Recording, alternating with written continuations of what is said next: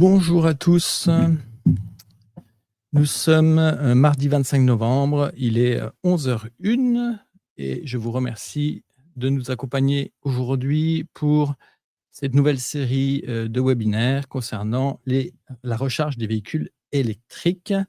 Alors, véhicules au sens large, puisque ça peut concerner les voitures, les camionnettes, les bus et on a eu des demandes plus récemment pour, des bateaux électriques, des avions électriques, donc tout type d'engins, de véhicules, motorisés en électrique, disposant d'une batterie plus ou moins importante. Donc, un grand merci à vous de nous rejoindre aujourd'hui. On va aborder, heu, la recharge, lente, la recharge accélérée, la recharge rapide. C'est des choses qu'on a tendance à entendre de plus en plus, sur les articles de presse, chez les concessionnaires. Donc l'idée est de vous éclairer sur les différents types de recharge qu'on peut observer aujourd'hui sur les véhicules électriques. Je rappelle que ce webinaire n'a pas, pour, vocation, de rentrer trop dans les détails techniques. Donc pour les, personnes parmi vous qui suivent ce webinaire et qui ont déjà quelques notions, vous allez rien apprendre de très neuf. Par contre, pour, le reste, des personnes qui s'intéressent aujourd'hui à la mobilité électrique, l'idée est de démocratiser un petit peu comment se rechargent les véhicules, à quelle vitesse et peut-être mettre l'accent sur les choses qu'il faut faire attention, si on souhaite, investir dans un véhicule électrique, qu'il soit neuf, ou d'occasion. Donc nous allons rentrer tout de suite dans le vif du sujet et je vais, hop, voilà, me raccourcir et je vais mettre en place, en avant, la présentation Click for Charge, hem et on va tout de suite passer sur la recharge des véhicules. Alors, vous n'êtes pas sans savoir qu'il y a de nombreux véhicules électriques aujourd'hui sur le marché, donc je parle des véhicules récents, bien évidemment, qui disposent de 2 connectiques. Alors, en général, c'est au même endroit, sauf exception sur certains véhicules de type, Porsche où parfois, effectivement, ça peut être un côté et l'autre côté ou certains modèles chinois. Mais la plupart du temps, en tout cas sur nos véhicules européens, vous avez une trappe. Cette trappe-là se situe à droite ou à gauche du véhicule, à l'arrière le plus souvent, sur quelques modèles, exceptionnellement, à l'avant et vous avez, donc 2 différents types de connecteurs, qui s'offrent à vous. Vous avez ce qu'on appelle le type 2, donc le connecteur qui est à gauche. Alors si vous avez seulement celui-ci et uniquement celui-ci, votre véhicule n'accepte que la recharge lente, d'accord? De type 2, recharge lente, 3 kilowatts à 22 kilowatts maximum si vous avez l'option 22 kilowatts. Ça se fait de plus en plus rare. C'était sur les premières générations de véhicules électriques, et on n'en voit quasiment plus. Vous avez vraiment le véhicule, le 1er prix à la limite qui peut disposer encore de ce type de connecteur. Voilà, mais favorisez, le connecteur que vous avez sur votre droite, à l'écran qui s'appelle le combo CCS, 2, qui a la capacité, d'absorber la recharge lente comme la recharge rapide. Ça veut dire que vous avez concrètement la capacité d'aller vous recharger sur une borne de recharge lente, que vous, retrouvez dans la rue ou éventuellement à domicile, ainsi que la borne de recharge rapide, que vous avez dans les stations-service ou que l'on a chez nous, chez Click for Charge et donc ce connecteur de recharge que vous avez sur votre droite est à favoriser, lors éventuellement d'un achat d'un véhicule électrique, qu'il soit neuf ou d'occasion, parce que ça vous garantit le fait de pouvoir recharger sur les 2 modes. Autant en recharge lente, si vous avez, heu, l'opportunité, de la recharger lentement, par exemple la nuit à domicile ou la journée au travail et la recharge rapide quand vous avez besoin de recharger plus rapidement et notamment pour les déplacements, longue distance. Donc voilà, favoriser ce connecteur, combo CCS qui, vous aidera, à, recharger d'une manière efficace, autant sur de la borne lente que de la borne de recharge rapide. Donc pour les chiffres et pour ceux qui sont plutôt chiffres, donc le type 2, borne de recharge lente, c'est 3 kilowatts à 22 kilowatts et les connecteurs rapides, les CCS2, donc on peut dire que c'est finalement de 3 kilowatts aussi parce que le CCS2 est bien apparent, mais effectivement, on peut monter jusqu'à 300 voire 400 kilowatts avec certains véhicules. Ça va dépendre de la borne, de la puissance de la borne évidemment, ainsi que la capacité de votre véhicule à accepter des très hautes puissances. Donc, vous avez des véhicules qui aujourd'hui plafonnent à 100 kilowatts de puissance de recharge et vous en avez d'autres qui ont la capacité de monter à 300 voire 400 kilowatts en pic. Donc, voilà, c'est des choses que vous pouvez demander, sur lesquelles vous pouvez vous renseigner. Heu, voilà, j'ai mon connecteur, quel type de connecteur j'ai? OK, j'ai le combo, donc j'ai la possibilité de recharger rapidement ou de recharger lentement à ma guise, et jusqu'à combien je peux recharger? Voilà. Ça, c'est des questions effectivement qu'il faut se poser, quand on commence à s'intéresser aux véhicules électriques. Vous avez, un petit tableau, alors qui paraît, probablement un peu barbare pour certains d'entre vous, mais qui a le mérite de montrer un petit peu les différentes, solutions de recharge. Alors je vais m'enlever de l'écran pour bien voir l'écran, voilà, le tableau dans sa totalité. L'idée, c'est de vous démontrer par ce tableau-là, très rapidement et très succinctement, les différentes possibilités de recharge, AC, et ce qu'on appelle AC, c'est les recharges lentes. D'accord? Donc si on revient sur la diapo, précédente, la recharge lente, c'est le type 2. Voilà, mais type 2 qu'on retrouve aussi sur le combo, donc pas d'inquiétude, du moment que vous êtes équipé du combo, vous avez la capacité et la possibilité de recharger lentement.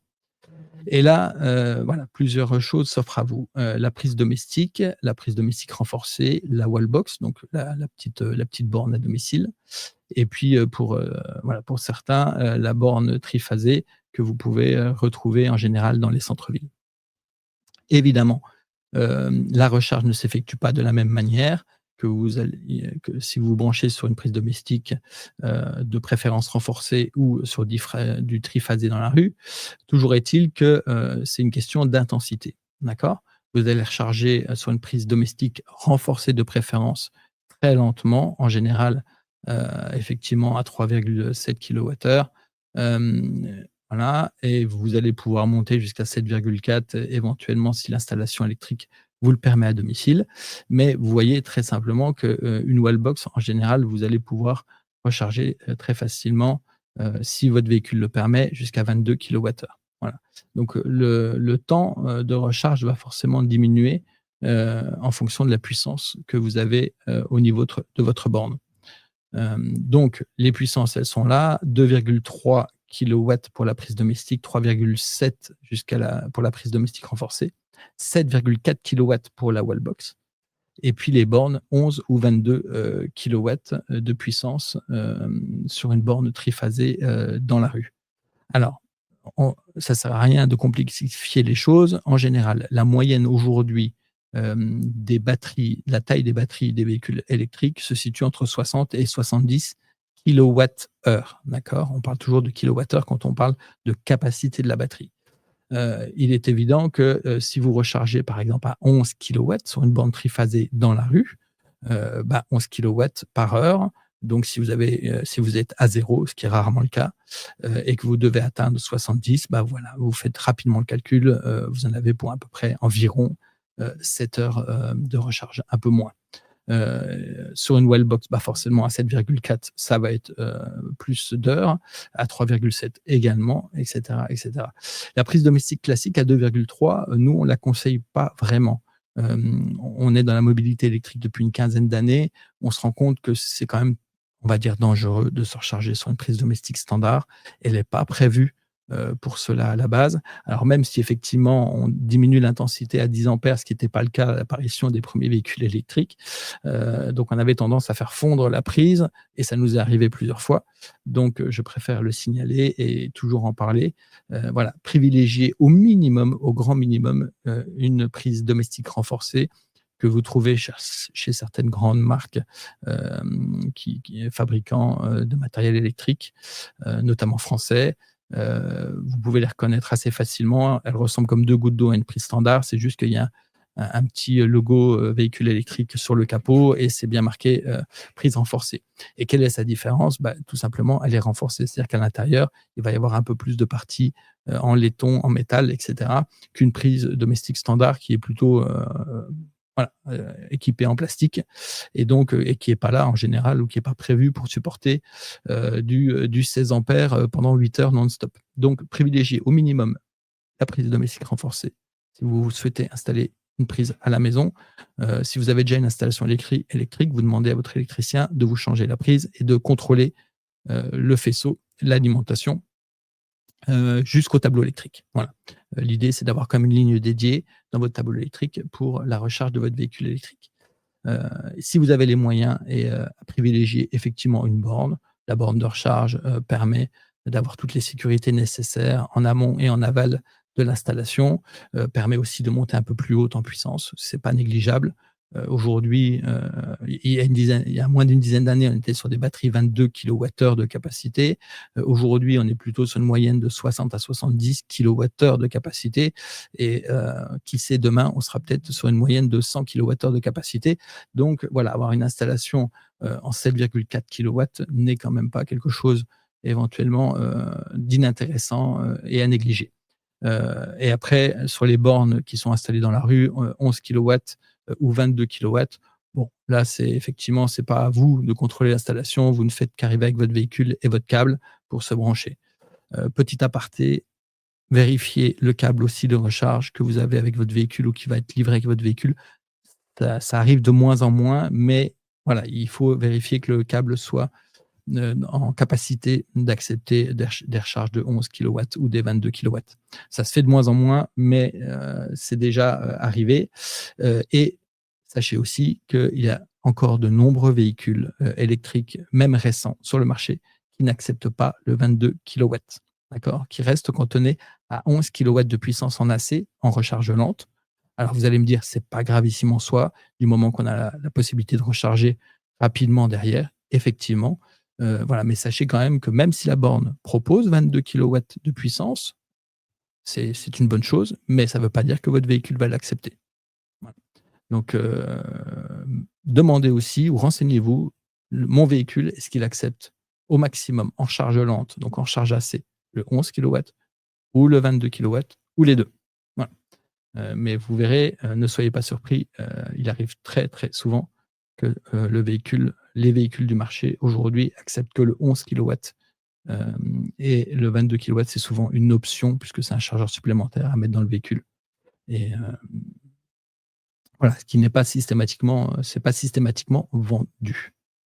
Voilà, donc on va passer, désormais à la slide suivante qui est, la recharge DC.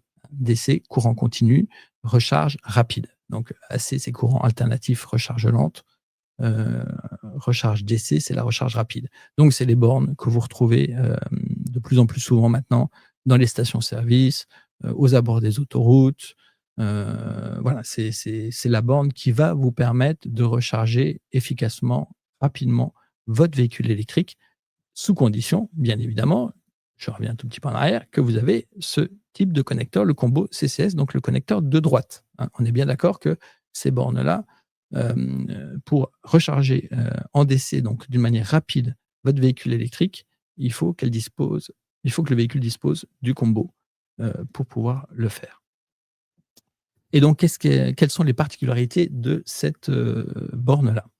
Et ben, la particularité, c'est qu'elle est capable, normalement, de délivrer des puissances bien plus élevées, en courant continu. Alors sachant que la batterie est également en courant continu, donc forcément ça permet de recharger beaucoup plus efficacement votre véhicule électrique et d'une manière beaucoup plus rapide. Rapidité, vous vous souvenez, sur la recharge lente, la recharge AC, on était sur des puissances, entre 2,3 et on va dire 3,7 kilowatts sur la prise, domestique renforcée de votre domicile, par exemple, jusqu'à 11, au mieux 22, mais la plupart du temps 11 kilowatts, sur, la borne qui se situe, dans vos centres-villes, qui est, en triphasé, voilà. 22 si vraiment vous avez de la chance et que vous avez le véhicule adéquat. Et ben là, on démarre, à 50 kilowatts pour les bornes les moins puissantes, DC, et ça peut monter. Alors on les a pas toutes listées, là on a listé jusqu'à 200 kilowatts, mais en réalité, il y en a même certaines qui montent à 300 voire 400 kilowatts de puissance. Donc forcément, vous vous doutez bien que, vu qu'elles peuvent délivrer beaucoup plus d'énergie et donc très probablement votre véhicule est capable aussi d'accepter plus d'énergie et beh, il va recharger beaucoup plus rapidement. Ça, c'est une certitude. Alors la question qu'on nous pose très fréquemment, c'est, est-ce que c'est pas néfaste pour ma batterie? C'est-à-dire que, est-ce que, le fait de recharger, fréquemment sur de la borne DC plutôt que de la borne AC parce que j'en ai pas, parce que je n'ai pas à domicile, j'en ai pas au travail ou des choses comme ça. Voilà. Effectivement, il y a eu un doute il y a quelques années puisqu'on n'avait pas assez de recul, pour parler de ça et surtout on attendait d'avoir les premiers véhicules qui se rechargent régulièrement en DC, pour en faire une analyse de leur batterie et cetera. A priori, il n'y a pas, de dégradation possible. Alors je dis bien a priori parce que les choses évoluent, les choses changent, mais en tout cas, notamment chez les taxis qui se rechargent la plupart du temps uniquement en DC, pour la plupart d'entre eux, ils ne constatent pas aujourd'hui de dégradation, accentuée de la batterie. En général, sur un véhicule électrique, quelle que soit la marque, le modèle, il y a une légère dégradation de quelques pourcents de la batterie qui se fait sur ces 2 premières années de vie. Alors quand je dis une légère dégradation, on constate selon, les véhicules et les modèles entre 2 et 4 de dégradation de batterie sur les 2 premières années et si tout va bien, normalement, ça ne bouge quasiment plus, en tout cas jusqu'à des kilométrages assez importants, de 250 000 ou 300 000 kilomètres. Voilà. Donc on voit maintenant, de plus en plus de véhicules, avec des kilométrages très importants, même au-delà des 300 000 voire 400 000 kilomètres et avec des batteries, d'origine. Donc c'est des choses qui se voient, assez fréquemment, notamment sur les réseaux. Beaucoup de personnes en parlent. Donc c'est quand même intéressant de voir qu'effectivement, il y a des gens qui arrivent quand même à garder leur batterie assez, longtemps. Heu, D'autres évidemment, vont les changer, on va dire, d'une manière plus fréquente ou à des kilomètres beaucoup moins important, mais au même titre, on va dire qu'un moteur thermique qui effectivement certains, poussent à plus de 200 000 ou 300 000 kilomètres sans aucun problème et puis, bah, d'autres, malheureusement 80 000, on ne sait pas pourquoi ils ont un problème de fabrication. Donc ça arrive aussi dans les batteries. Il y a aussi des batteries qui présentent parfois des défauts, mais la grande majorité en tout cas, pour le moment, ont tendance à montrer que, elles tiennent, de nombreux kilomètres. Donc pas d'inquiétude en cas de rachat d'un véhicule électrique d'occasion. Vérifiez juste éventuellement, le SOH, donc la santé de la batterie. Ça, c'est simple, c'est un ordinateur de bord qui va être branché sur le véhicule et qui va vous dire quel est le pourcentage quelle est sa capacité restante et voir si tout va bien, si les cellules vont bien et cetera. Donc ça, c'est un petit tip si jamais vous voulez acquérir éventuellement, un véhicule d'électrique, d'occasion. Pour revenir à la recharge, donc la recharge DC, vous avez différentes puissances, donc de 50 à plus de 200, 300, 400 kilowatts. Alors, c'est pas parce qu'il est marqué, 350 kilowatts sur la borne que vous allez systématiquement recharger en 350 kilowatts, votre véhicule électrique. Ça, c'est la petite subtilité du véhicule électrique. Hem, Effectivement, lorsque vous allez lancer la recharge, il y a pas mal de paramètres qui vont être pris en compte. En l'occurrence, ce qu'on appelle la courbe de recharge de votre véhicule électrique. Tous les véhicules électriques ne sont pas logés à la même enseigne en fonction, de la génération de batterie que vous avez, de sa chimie, de sa capacité et cetera. Vous allez pouvoir recharger plus ou moins vite. Vous avez des véhicules électriques aujourd'hui sur le marché, même récents, qui sont encore plafonnés, à 100 kilowatts, maximum de puissance, qui acceptent et puis vous avez d'autres par contre qui, dépassent les 300 ou 400 kilowatts. Donc bien vous renseigner également, quelle est la courbe de recharge de mon véhicule? Comment va se comporter mon véhicule face à une borne de recharge rapide? Est-ce que, la charge va tout de suite monter très rapidement en puissance jusqu'à 100-150-200 kilowatts? Combien de temps elle va y rester avant de redescendre? Puisque plus vous rechargez votre véhicule, la batterie de votre véhicule électrique et plus la puissance va diminuer. Les gens souvent ne comprennent pas pourquoi effectivement on met autant de temps même sur une infrastructure de recharge rapide DC. Pourquoi on met autant de temps à recharger full? Tout simplement parce que, la batterie, elle ne peut pas recharger à 200 kilowatts de puissance, de 0 à 100. Elle va recharger, à 200 kilowatts de puissance si elle l'accepte, de 5 à 10 jusqu'à, selon sa courbe, 60-70, 80 pour les meilleurs. Après effectivement, ça va descendre. Donc, vous allez vous retrouver à 100 kilowatts, 75 kilowatts, 50 kilowatts. Donc, la plupart du temps, on a tendance à dire, quand on va sur une infrastructure de recharge rapide, on recharge de quelques pourcents, de 5, 10, 15, 20 jusqu'à 80 au maximum. Et après, on se déplugue.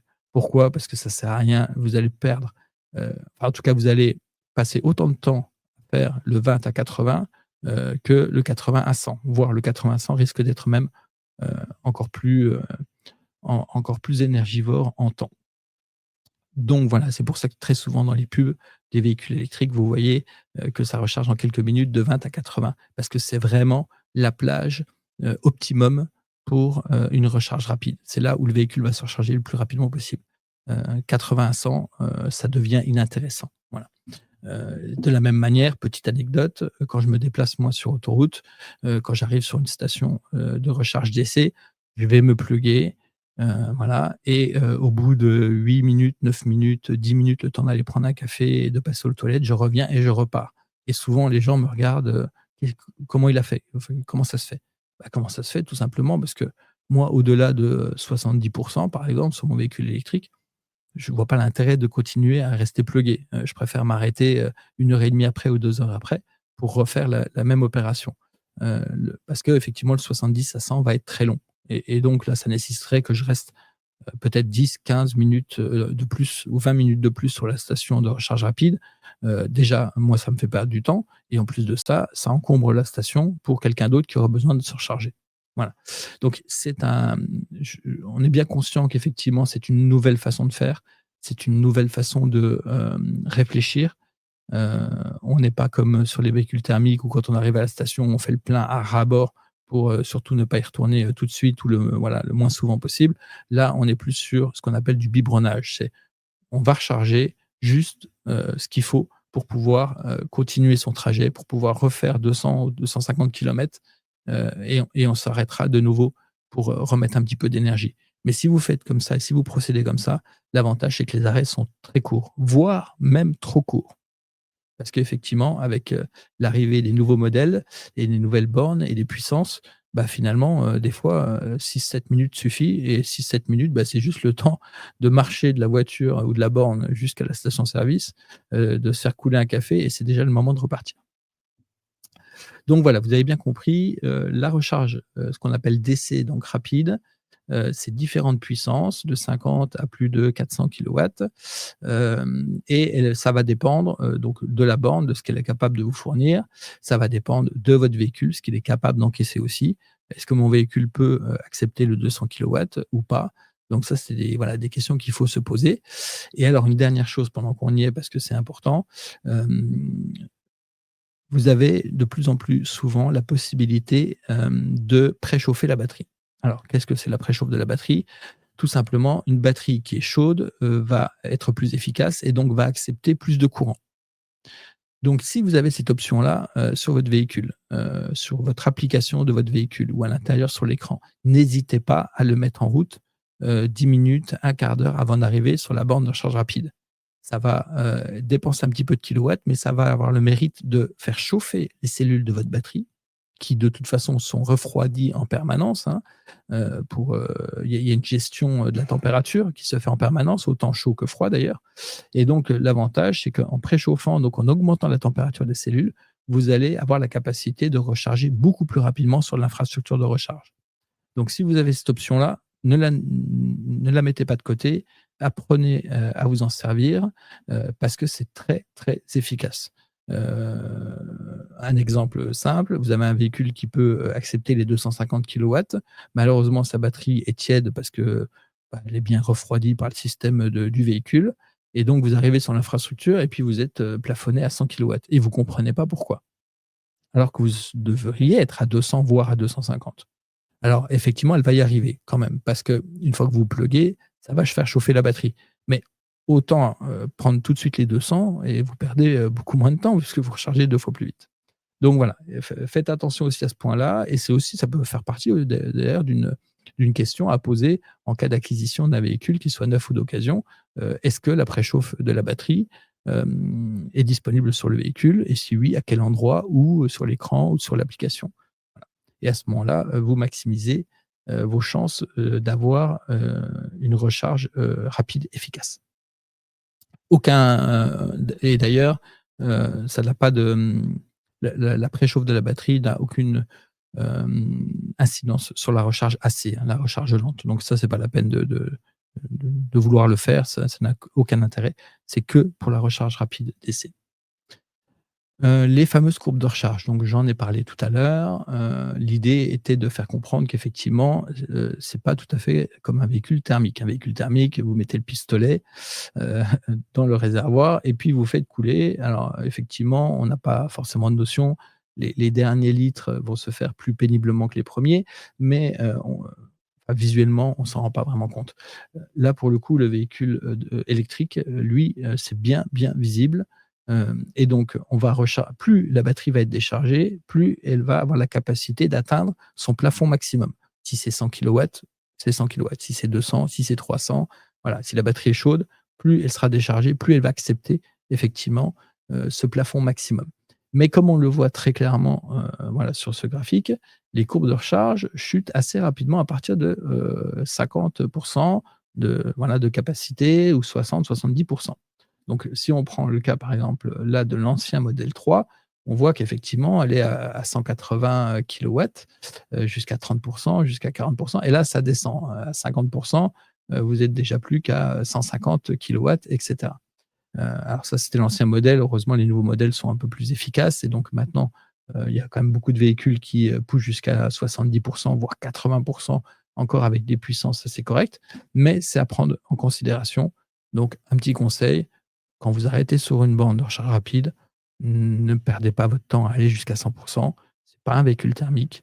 À 70, 80, ça vous procure déjà assez de kilomètres, et ça vous permet de gagner du temps et de ne pas rester trop longtemps sur l'infrastructure de recharge.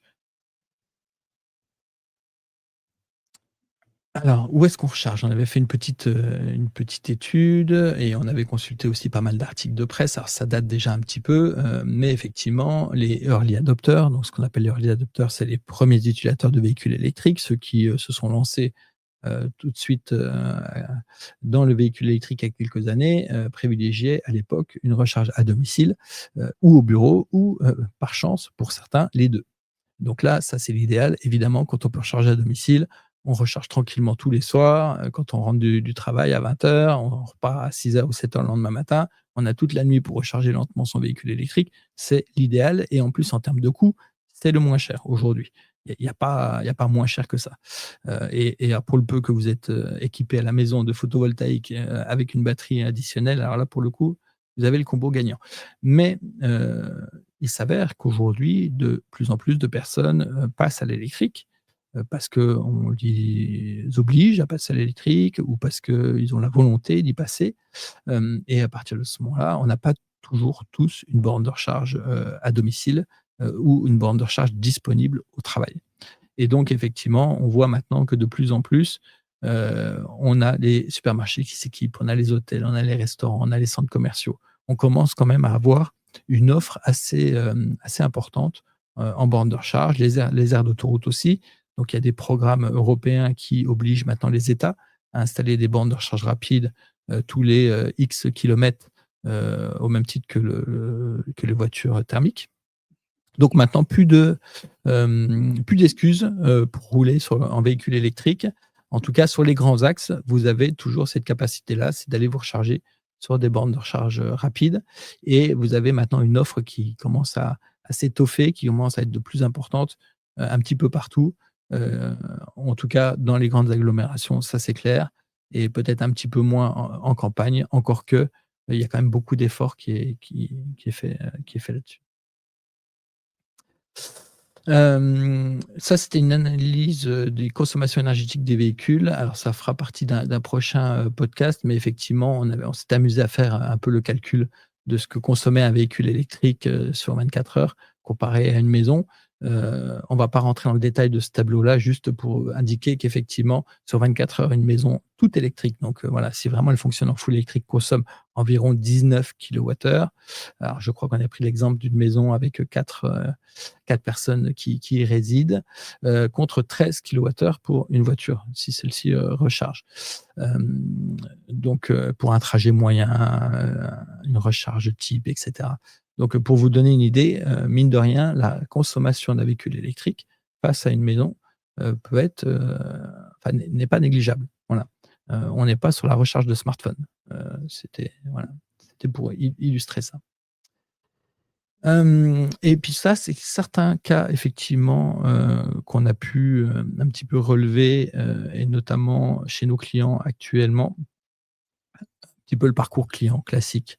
Le parcours client qui est un petit peu nouveau pour ceux qui adoptent le véhicule électrique aujourd'hui. Donc effectivement, qu'est-ce que je fais? Si j'ai la chance d'avoir une infrastructure de recharge, hem, au travail, et ben, j'arrive le matin avec mon véhicule, je branche mon câble, je lance ma charge, et je vais travailler tranquillement. Ce cas-là peut être exactement le même, en l'occurrence, quand je rentre à domicile le soir. Je rentre, je pense à brancher, mon véhicule et donc il va se recharger tranquillement, toute la nuit ou toute la journée, avant de repartir effectivement, en fin de journée du travail ou avant de partir le matin au travail. Voilà. Je repars avec un véhicule chargé, qui a suffisamment d'autonomie pour, mon besoin, ou mes besoins, journaliers. Là, on a un cas, qui est plutôt, le cas entreprise ou le cas où j'ai une borne à la maison et j'ai plusieurs véhicules électriques. Bah, il va falloir que je me stationne, que je branche, que je lance la charge, que j'aille au bureau ou éventuellement, à mon domicile et que je pense à surveiller effectivement à quel moment ma batterie va être, chargée pour pouvoir aller enlever le câble et libérer la place, pour un collègue si c'est le cas du travail, ou, son conjoint ou sa conjointe si c'est le cas, à la maison. Donc effectivement, ça, c'est quand même un peu énergivore en termes de temps. C'est un peu de charge mentale parce qu'il faut y penser, il faut surveiller, il faut piloter, mais c'est des cas concrets qu'on remarque aujourd'hui quand on sonde effectivement les gens, ou nos clients actuels. Et puis, bah, là, vous avez la solution Click for Charge. Alors je ne l'avais pas encore abordé, jusqu'à présent, aujourd'hui, mais c'est bien qu'on en parle. Pourquoi? Parce que nous avons décidé de révolutionner ou de réinventer la manière effectivement de recharger, son véhicule, électrique. Jusqu'à présent, on nous a toujours, appris, on nous a toujours démontré qu'il fallait qu'on prenne son véhicule et qu'on se déplace à un point bien précis pour aller, remettre, de l'essence, du diesel, du gaz ou, désormais, de l'électricité.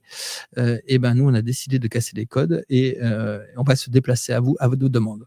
Donc aujourd'hui, on équipe de nombreuses entreprises, qui effectivement n'ont pas, la capacité d'installer des bornes de recharge électriques dans leur parking ou éventuellement sont déjà au maximum des bornes qu'ils peuvent installer par rapport à la puissance qu'ils ont en amont et souhaitent un complément avec, nos camionnettes. Donc le salarié, en l'occurrence, a une application mobile dédiée qui lui permet de dire: «Bah, je souhaite être rechargé, par exemple, demain matin, à 8h30, sur mon emplacement de parking, en extérieur ou en intérieur». Et à ce moment-là, en l'occurrence, cette personne-là, une fois qu'elle a validé sa demande, après tout est transparent pour elle. Elle a plus rien à faire. Elle a plus de temps à perdre, ni mental, ni passer du temps à aller chercher, une borne, un câble ou peu importe la solution. Nous, on va se déplacer. On va arriver avec une camionnette 100 électrique. On va recharger, en recharge rapide le véhicule, qui nous a été demandé et une fois qu'on a terminé, on envoie un petit message sur l'application comme quoi c'est fini et ça permet de garantir, d'être rechargé, de pas perdre, son temps sur une borne de recharge AC ou DC, de pas avoir à la chercher et et. Donc c'est une solution qui, a le mérite d'être, révolutionnaire sur sa façon de faire et surtout d'apporter un certain confort et un no stress pour la personne qui va recevoir ce type de service. Au même titre qu'aujourd'hui, vous prenez l'habitude depuis de nombreuses années à commander sur internet, à vous faire livrer, votre repas, votre pizza, ou votre commande Amazon, et ben, voilà, dès aujourd'hui, vous pouvez, avec notre service, commander une recharge et on se déplace et on vient recharger et on vous libère surtout, du temps, et du stress. Donc ça, c'est le but du service Click for Charge qui aujourd'hui, existe au Luxembourg. et qui demain, effectivement, va commencer à passer les frontières et elle va aller sur les différents, pays d'Europe, voire même à l'international puisqu'on est déjà sollicité par de nombreux pays, même en dehors. L'autre avantage, mais ça, il est un peu moins, on va dire palpable pour l'usager, final, c'est que nous, de notre côté, on est très flexible, mais aussi on a l'opportunité, d'aller, se recharger, là où on le désire, et ça permet effectivement de soulager le réseau. Ça permet d'éviter les pics très importants sur le réseau à des heures précises, puisqu'en général, à partir de 19 heures, tout le monde arrive à la maison, tout le monde se plug, tout le monde se recharge ou, même sur les bornes d'essai. Donc voilà, on soulage le réseau, on essaie d'aller chercher de l'énergie maintenant de plus en plus souvent, de l'énergie verte, de l'énergie produite localement, donc issue notamment du photovoltaïque. Voilà, donc on participe vraiment à faire que, heu, tout en soulageant le réseau, tout en sourçant de l'énergie verte, on vous les réinjecte au bon moment dans votre véhicule, et tout ça, ça participe effectivement, au déploiement et à la facilité aussi de recharger, son véhicule électrique à long terme. Donc ça, c'était la fameuse application mobile à laquelle je vous parlais tout à l'heure. Donc avec quelques clics, on peut faire, la demande. Mmh, Ça, c'est, 2 versions, 2 premières versions de nos camionnettes. On en a d'autres maintenant, plus récentes, mais effectivement qui se déplacent et qui quadrillent, aujourd'hui, Luxembourg. On arrive à atteindre des puissances, supérieures à 80 kilowatts aujourd'hui en DC. Donc, vous voyez, ça ne cesse d'évoluer. On change sans arrêt de systèmes qui nous permettent effectivement d'atteindre des puissances de plus en plus élevées, afin d'être le moins, de temps possible sur le véhicule. Alors même si effectivement la personne est rarement là, voire quasiment jamais là puisqu'elle est, soit au travail ou soit, à la salle de sport ou en train de manger. Toujours est-il que, pour nous effectivement l'idée, c'est de distribuer de l'énergie, de plus en plus rapidement et de plus en plus efficacement et de faire, de nombreux, contents, on va dire, tout au long de la journée. Et donc le gros avantage, c'est qu'effectivement, aujourd'hui, quand on souhaite s'équiper en infrastructure de recharge, pour en avoir installé, pendant de nombreuses années, et ben, c'est toujours un petit peu long. Il faut faire une étude en amont, il faut définir qu'est-ce qu'on veut comme puissance. Il faut regarder quelle est la puissance qu'on a aussi dans le bâtiment disponible. Est-ce qu'on n'est déjà pas en train d'utiliser, l'entièreté de cette puissance-là pour alimenter, le bâtiment ou les machines et cetera? Donc il y a quand même une phase étude, qui est pas à négliger. Il y a une phase aussi de dimensionner, combien de bornes j'ai besoin, face au nombre de véhicules que j'ai aujourd'hui dans ma flotte et que j'aurai peut-être demain, donc toujours essayer de voir un petit peu en avance. Et donc tout ça, effectivement, c'est quand même du temps et du stress, puisqu'il faut, étudier tout ça le plus pointilleusement possible pour pas être débordé puisque la croissance du nombre de véhicules électriques est en constante augmentation.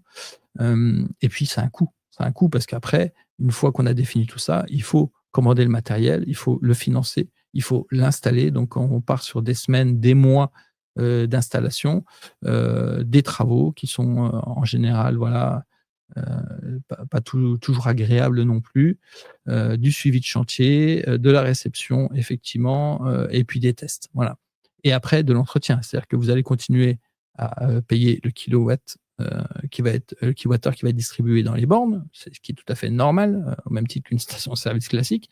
Et en plus de ça, il faudra quand même pas négliger les entretiens parce que ça reste une prise, ça reste des disjoncteurs, mais il faut quand même, les entretenir assez régulièrement pour éviter la casse, pour, faire en sorte que tout se passe bien et que tout soit, optimum dans le temps. L'avantage d'un service comme le nôtre, c'est qu'effectivement, il n'y a pas de coût d'installation. On ne va pas vous demander d'installer quelque chose, on va juste vous demander la possibilité d'avoir éventuellement un accès. Ça va être, la capacité de rentrer dans un parking, soit, aérien ou souterrain, puisque nos camions font moins de 2 mètres de haut. Donc, voilà, il n'y a pas de coût d'installation, donc, on peut lancer le système, assez rapidement.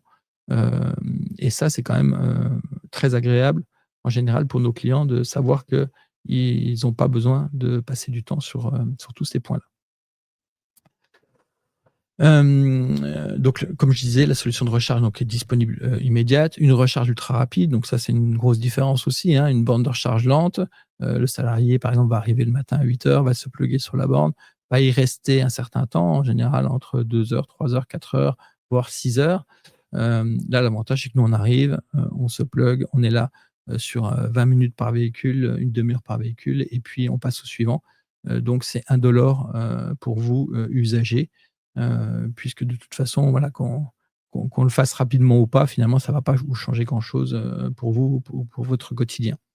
C'est évolutif parce qu'effectivement, demain, vous décidez de voilà, il y a 10 véhicules de plus qui arrivent, des véhicules personnels, ou des véhicules de flotte et ben, voilà, il suffit que nous, on rajoute des camions et c'est reparti. On n'est pas limité par la puissance du bâtiment comme le sont, beaucoup, et puis effectivement, on peut en plus y additionner des petites options comme la recharge d'urgence, «Je suis vraiment embêté aujourd'hui» et cetera. Et pour revenir aussi, ça arrive aussi très fréquemment qu'effectivement, il peut y avoir des, coupures ou il peut y avoir un problème technique, sur les bornes et là, effectivement, bah, tout le monde est bien embêté si demain, il y a plus, la borne pour recharger comme on a l'habitude de le faire. Là, bah, pour le camion, en l'occurrence, tout est centralisé chez nous. Donc, si toutefois un camion, avait un problème, bah, il y en a un deuxième qui va prendre le relais. Donc, voilà, c'est encore des soucis éventuellement en moins, à gérer de la part, du fleet manager, de la part, du salarié ou de la part de la personne tout simplement qui bénéficie, du service. On est en train de faire des offres effectivement pour les camions aussi électriques qui commencent à être de plus en plus nombreux sur les routes, et de plus en plus de sociétés commencent vraiment à s'y intéresser, ne serait-ce que parce que les coûts d'entretien sont beaucoup plus faibles, parce qu'il y a beaucoup moins d'usure de freins, de disques, de liquide à changer et cetera. Donc voilà, il y a des expérimentations maintenant qui se font depuis de nombreuses années sur des parcours bien définis, heu et c'est des choses qui sont sans cesse, sans cesse, sans cesse en train d'évoluer. Donc le camion électrique, c'est plus une utopie, c'est quelque chose qui existe déjà, on voit rouler sur les routes, et qu'on va voir de plus en plus souvent. Donc attendez-vous, à voir des véhicules électriques sur les autoroutes, dans les centres-villes, et même, dans les, stations, service sur autoroute, il y a même maintenant des stations qui s'équipent pour recevoir les camions, les gros camions électriques, les semi-remorques. Et puis voilà, on répond aussi avec notre solution, notamment à tout le BTP qui commence aussi à envisager une électrification petit à petit. En l'occurrence, les machines, qui étaient très polluantes jusqu'à présent, commencent, voilà, à tout doucement, ils envisagent un remplacement, de ces machines-là, alors soit par du neuf, électrique, soit, ce qu'on appelle effectivement du rétrofit. Donc, je retire le moteur thermique pour au profit d'un moteur électrique à la place. Toujours est-il que, dans le cas des BTP, il n'y a pas toujours d'alimentation sur place. Il est pas simple de déplacer, une pelle de plusieurs tonnes, pour aller se recharger le soir. Donc effectivement, un service comme le nôtre, a tout son sens.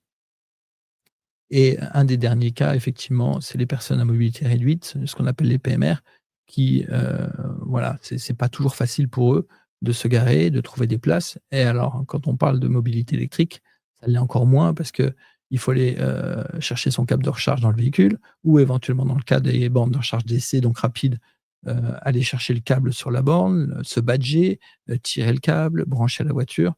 Voilà, c'est très pénible. Il faut vraiment qu'il y ait de la place tout autour. C'est pas encore vraiment prévu pour. Donc, voilà, c'est aussi, un cas d'usage pour un service mobile comme le nôtre.